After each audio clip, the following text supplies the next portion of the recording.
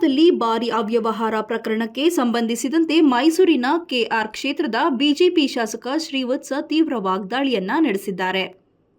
ರಾಜ್ಯದಲ್ಲೂ ದಿಲ್ಲಿ ಸಿಎಂ ಅರವಿಂದ್ ಕೇಜ್ರಿವಾಲ್ ಮಾದರಿ ಆಡಳಿತ ಬರಲಿದೆ, ಜೈಲಿನಿಂದಲೇ ಆಡಳಿತ ಮಾಡುವ ಪರಿಸ್ಥಿತಿ ಬರಲಿದೆ ಅಂತ ಕಿಡಿಕಾರಿದ್ದಾರೆ. ಮೂಡಾ ಪ್ರಕರಣದಲ್ಲಿ ಸಿಎಂ ಸಿದ್ದರಾಮಯ್ಯ ರಾಜೀನಾಮೆಯನ್ನ ಕೊಡಬೇಕಿತ್ತು. ಈ ಬಗ್ಗೆ ಕಾಂಗ್ರೆಸ್ ಹೈಕಮಾಂಡ್ ಸೂಚನೆ ನೀಡಬೇಕಿತ್ತು.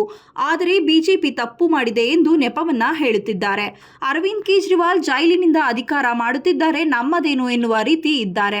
ಈ ಬಗ್ಗೆ ನಾವು ರಾಷ್ಟ್ರಪತಿಗಳಿಗೆ ದೂರನ್ನ ನೀಡುತ್ತೇವೆ. ಸಾವಿರಾರು ಕೋಟಿ ಹಗರಣವಾಗಿರುವುದರಿಂದ ಇಡಿ ಮೂಲಕ ತನಿಖೆಗೆ ಒತ್ತಾಯಿಸುತ್ತೇವೆ ಹಾಗೂ ನಮ್ಮ ಹೋರಾಟವನ್ನ ಮುಂದುವರಿಸುತ್ತೇವೆ ಅಂತ ಹೇಳಿದರು.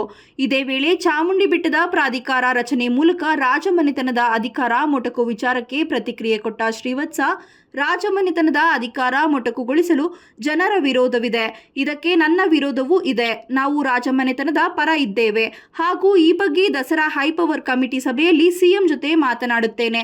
ಚಾಮುಂಡಿ ಬೆಟ್ಟದ ಪ್ರಾಧಿಕಾರದ ಜೊತೆಗೆ ದಸರಾ ಪ್ರಾಧಿಕಾರ ಸೇರಿಸಲು ಮನವಿಯನ್ನ ಮಾಡಿದ್ದೆವು. ಈ ಎಲ್ಲದರ ಬಗ್ಗೆ ಸಿಎಂ ಜೊತೆ ಮಾತನಾಡುತ್ತೇವೆ ಎಂದು ಹೇಳಿದ್ದಾರೆ.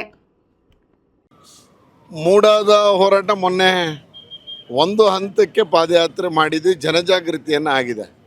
ಆದರೆ ಜನಜಾಗೃತಿಯಲ್ಲಿ ಏನೂ ಪರಿಣಾಮ ಸರ್ಕಾರದ ಮೇಲೆ ಬೀರದಂಗಿಲ್ಲ. ಹೇಗೆ ಅರವಿಂದ್ ಕೇಜ್ರಿವಾಲ್ ಜೈಲಿಂದನೇ ಆಡಳಿತವನ್ನು ಮಾಡಿ ತೋರಿಸಿದಾರೋ ಆ ಮಟ್ಟಕ್ಕೆ ಹೋಗುವಂಥ ಪರಿಸ್ಥಿತಿಯನ್ನು ಕರ್ನಾಟಕದ ಕಾಂಗ್ರೆಸ್ ಸರ್ಕಾರ ಮಾಡುತ್ತಾ ಅನ್ನುವಷ್ಟರ ಮಟ್ಟಿಗೆ ಹೋಗ್ತಾ ಇದೆ. ರಾಜ್ಯಪಾಲರ ನೋಟಿಸಿಗೆ ಮತ್ತು ರಾಜ್ಯಪಾಲರ ಮುಂದಿನ ನಡೆಯನ್ನು ನೋಡಿ ಅವ್ರು ಹೇಗೆ ಎರಡನೇ ನೋಟಿಸ್ ಕೊಡ್ತಾರಾ, ಈ ಉತ್ತರವನ್ನು ಒಪ್ಕೋತಾರಾ ಅನ್ನೋದನ್ನು ನೋಡಿ ನಂತರ ರಾಷ್ಟ್ರಪತಿಗಳ ಮನೆ ಅಂಗಳಕ್ಕೆ ಹೋಗುವಂಥ ಯೋಚನೆಯನ್ನು ಮಾಡಲಾಗಿದೆ.